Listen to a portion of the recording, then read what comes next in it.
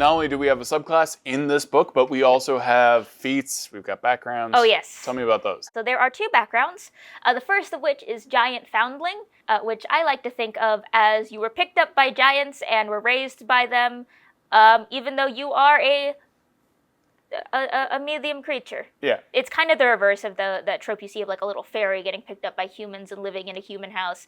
It's the opposite. It's a human getting picked up by giants and living in a giant house. So the imagery that we conjured up when we were creating this background was like living in a house like made out of a giant teapot and like cooking over like a giant candle and using a thimble as a bowl or like a laundry basket and all those sorts of things.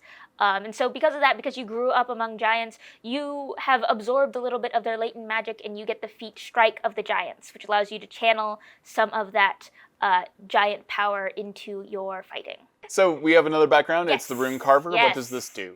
The Rune Carver background leans on the other aspect of giants in the D&D mythos that we have seen thus far, which is their runes, which can channel magic in various ways. So this background is someone who has studied that ancient script, learned how to use it, how to write it, and how to channel magic through it.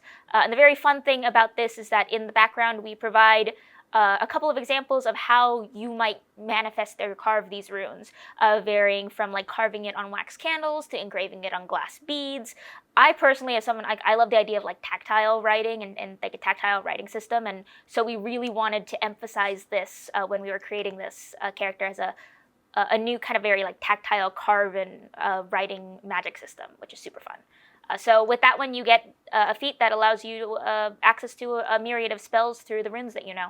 And so there's a bunch of other feats as well. We've got a bunch of other feats that kind of build off of the Strike of the Giants feats. So you get to channel all the different aspects of the different giants. So we've got one for fire giants, one for frost giants, one for cloud giants, and they all kind of key into different things that are associated with those different giant types. So you have things ranging from delving into the wisdom and the keenness of stone giants to the burning fire of fire giants.